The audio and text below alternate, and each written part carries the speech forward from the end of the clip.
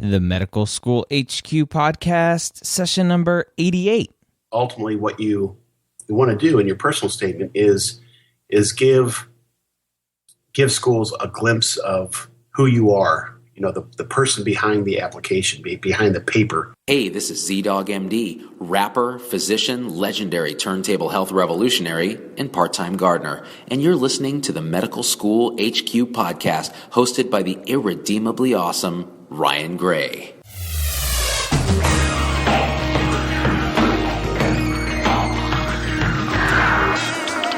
Welcome back. I'm your host, Dr. Ryan Gray, and I believe that competition amongst your pre-med and medical student peers is detrimental to becoming a great physician. In this podcast, we show you how dedication, hard work, and honesty are critical to becoming a superior physician in today's healthcare environment. Now, folks, the MCAT 2015 is coming.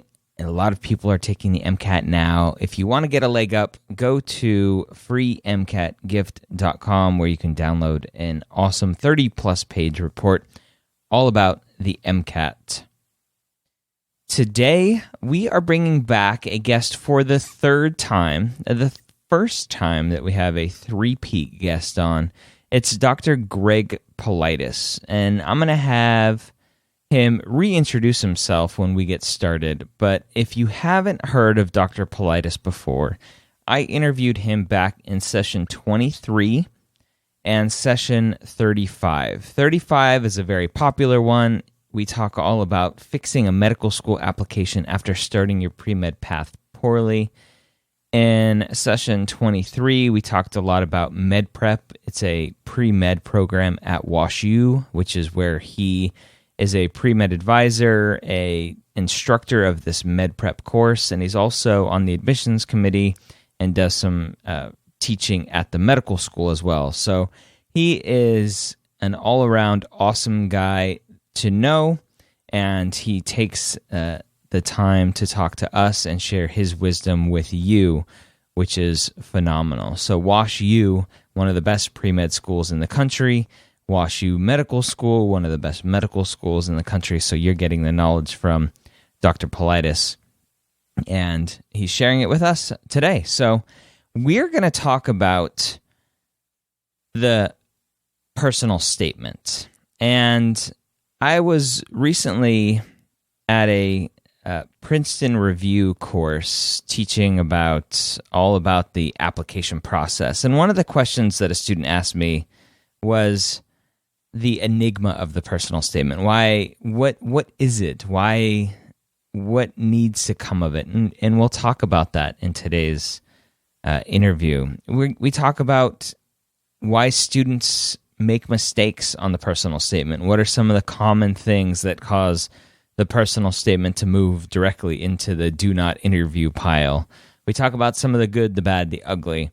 So if you are struggling with your personal statement, if you need some help, if you need some motivation, hold on tight because there's a ton of great information today that we're going to share with you.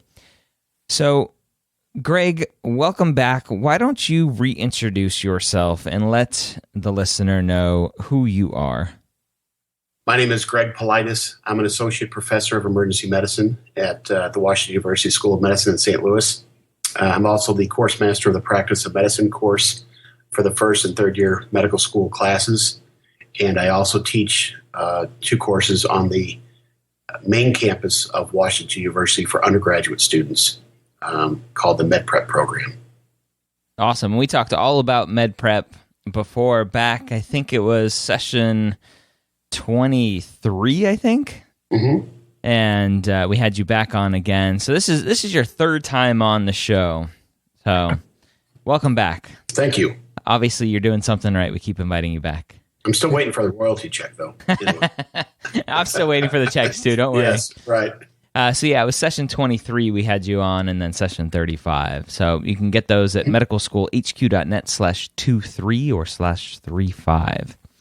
So Greg, today I brought you back because I want to talk about personal statements and what it is about personal statements that maybe an admissions committee member is looking for, what they're not looking for, some good, the bad, the ugly. Mm-hmm. I was teaching a class or giving a talk at the Princeton Review.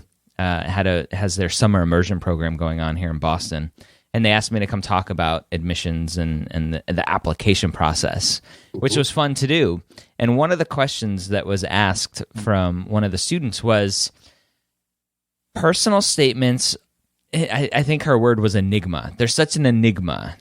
Some people recommend you don't go look at examples. Some people recommend you do go look at examples. Some people, they're just kind of all over the place. And my thought to her was, personal statements are supposed to be an enigma. There is no right and wrong. It's your personal statement. That's right.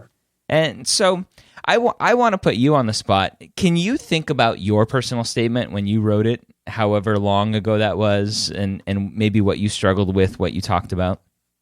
Well, first of all, I think the reason why personal statements are viewed as an enigma by students is that they're probably trying to figure out, or they think they want to figure out what it is that an admissions committee wants to hear. And so they're wondering, what is it that is going to show me the best light? And so one thing I always tell medical school applicants is, don't put too much energy in trying to figure out what someone on an admission committee wants, because you'll really never figure it out. You're exactly right. The personal statement is about you. And when I look back at my personal statement, I think I focused mine on the fact that I did some post-bac work after my undergraduate time. And I used that to basically kind of explain the path that I took in order to make the decision to go to medical school. And I really think that's ultimately what you want to do in your personal statement is give schools a glimpse of who you are, the person behind the application, behind the paper. And really, you can really write about anything, but ultimately it should tie in to why it is that you want to do medicine. I've read, hundreds of personal statements, and I can tell you that usually most applicants talk about some kind of personal experience they've had that really kind of let them know that medicine was the right career for them.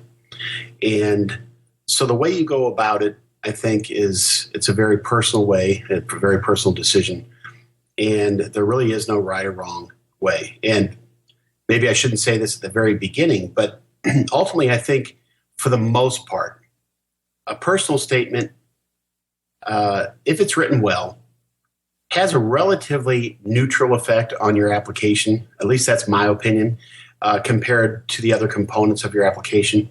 Now, with that being said, you still want to put the time into it, because a really poorly written personal statement, could be a negative in your application, especially if you do things like if you have spelling errors, or if you tend to come off quirky, too quirky, borderline odd. You have to really kind of watch those things. But I've never really seen an application where the personal statement in and of itself was the determining factor that made our decision change from, made all the difference. But it's still an important part of the application in that it allows us to kind of understand you better. And so I do think that students should take time to do it right. Now I want to circle around, and you mentioned it's your opinion on how the personal statement is supposed to be part of the application. Right. And I think that's the biggest thing that we forget as pre-meds is kind of every school is a little bit different with how they view the personal statement, how they use the personal statement with their admissions criteria. Right. When an admissions member is actually looking at the personal statement. So every school is different. So there is no black and white. I can't tell you specifically, here's how it works. This is when we're going to look at it. Right. At Wash U, are you reading them before you invite people for interviews? Yes. Yes, we do. We actually review the entire application before we invite an applicant for an interview. Okay. And now schools will do things differently when it comes to the actual interview itself, though. Some schools will do blind interviews. Some schools will read a portion of the application. And so I don't think it really matters from the applicant's point of view in terms of preparation. The way they prepare for their interview and the way they prepare in general should be the same all the way around. Okay. So if you're reading a personal statement and this is at that initial kind of review, you're reviewing the whole application, deciding whether or not this student is good enough for an interview at WashU or anywhere. Mm-hmm. What's going to make you go, this personal statement, besides the odd personal statement they just mentioned, right, put that in the no interview list? Are there any red flags that you go, you know what, this person obviously didn't take the time to put some effort into this, we're not going to invite them? Well, I think from the outset, the most concerning thing from the beginning would be one that is just a poorly written personal statement where you just feel that the person hasn't displayed number one, put in the time to do it right. If you have a personal statement that has a lot of spelling or grammatical errors, that could really be a negative. That could be a huge negative. Do you see a lot of those? No, you don't. Okay, good. But every now and then you'll see somebody who, has 5 or 6 spelling errors and maybe not just in the personal statement, but throughout their application. And, that really isn't acceptable. This is an important application. You need to take the time to do it right. But I think that would be the first thing. So, avoid doing that to start. So start out by avoid making it a bad personal statement in those ways. Okay. I think the other thing is if a person really doesn't display the maturity that we're looking for, in that what they write about is not really giving us a picture of why it is they want to do medicine. If it's one that meanders and doesn't really have a focus, that also is not good. I don't think that would necessarily, kick you out of the running for an interview. But what we really want to see is somebody who is able to explain to us why it is that this is the path that they've chosen. And what I think is a good idea is, and our pre-health advisors recommend this as well, is that before you submit it, you really ought to have 3 different people read it. And the 3 different people are, the first one would be somebody who knows you well. So, let your mom or dad or best friend or someone who can kind of read it to see if this kind of reflects who you are as a person. Does this really have kind of internal consistency, so to speak? And I think that will just help because when it comes to your interview and you're asked some questions that may arise from your personal statement, it'll make sense to you. So I think that's the first thing. The other one would be someone who checks it for grammatical correctness. So we actually will have a writing center where we have graduate students in English that will work with the students after they've written their personal statement to review it for grammatical correctness and those kind of things. And then the third one would be to have someone who can read it for substance and content. So if you have an advisor, for example, and somebody who can help you say, this makes sense, this is a good focus, a good logical way to discuss why it is that medicine is the right thing for you. And really, you have a lot of freedom in what you want to write about. You can, like I said, a lot of students will write about a personal experience that they had if they were in the hospital as a patient, and their experience. And I've seen a lot of those kind of personal statements where students realize this is really something that I think would be a fulfilling career, to be on the other side and be able to work with patients to that degree. One thing. So I want to stop you right there because I think I've gotten this question so many times. Students have those experiences, right? But they assume that that's too cliche. That's the cliche personal statement. Right. I was treated by a doctor. I love the experience. Or my family member was treated by a doctor. I saw that change that it made in our family and my dad or mom. And so that's what made me want to be a doctor. People are scared to write those kind of statements because they think they're kind of that cliche personal statement. Well, the way I look at it is, granted, we will read hundreds, if not thousands of these over the course of the time you serve in admissions. But it has to be about what's important to you. And so I really try hard not to. It's not about me and what I've seen in the past. It's about you. And so the way you write your personal statement is about your experience. And I don't think you should be penalized because I have read many other experiences. And like I said, I read a lot of personal statements. And like I said, if you're writing about something that truly is important to you and explains why it is that you want to be a physician, I wouldn't worry so much about that. That kind of falls into the category of worrying too much about what admissions committees think. And that's where some students get into trouble, is they try to be quirky.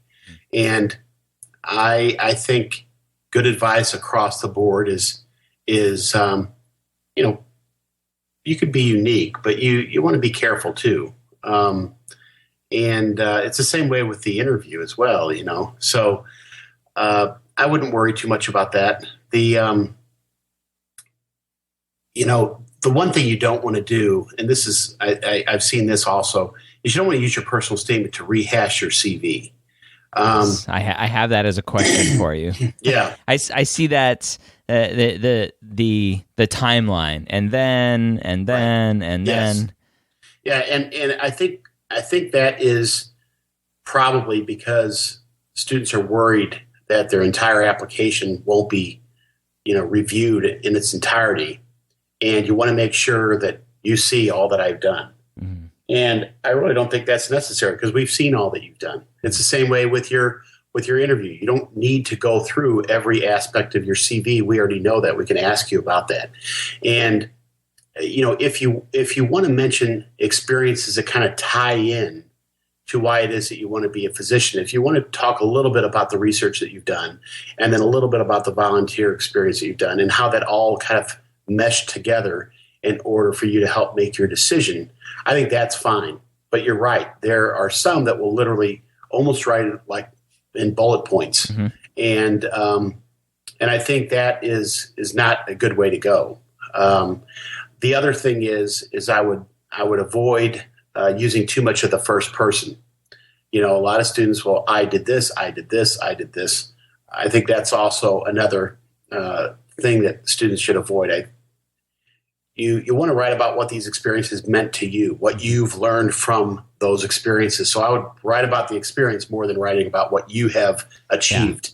There's a saying that I picked it up somewhere. I don't know where. It's I can't claim it as mine, but maybe I will now. It's show, don't tell. So instead of I am empathic, I am a hard worker, I am this, talk about that time when you had an empathic moment and brought a patient a warm blanket and what that meant to her or you or So no, I completely agree. You will have the time to display all those aspects of who you are just when you do interview. And I think that comes trying to put too much in your personal statement. It can just make it kind of a clunky personal statement. It just doesn't really kind of fit. Yeah. Ultimately, I think a well-written personal statement is one that as you're reading it, it flows nicely. It's easy to read, and it doesn't seem it seems effortless to read. And so, and it does not need to be necessarily very long. And like I said, it does not need to be a rehash. It should not be a rehash of your CV. So let's talk about that for a second. Very long. So AMCAS, which WashU is a part of, it's 5,300 characters is the max for a personal statement. Right. I think most people have a problem fitting their life into 5,300 characters. Right. Are you finding for the most part that people are bumping up against that cap, or Well, I think if it's written well, no. Sometimes when a student writes a personal statement where they want to try to pack it all in, where they're switching topics multiple times within the personal statement, or they want to talk about 3 different experiences instead of, one or 2. And 3 may be okay, depending on how it's written. But I've seen some where students want to pack in even more than that. And you're switching gears so much, sometimes reading these, that you kind of, it loses its overall impact. I think what you're writing about should ultimately kind of circle around answering that question about why medicine's a good fit for you.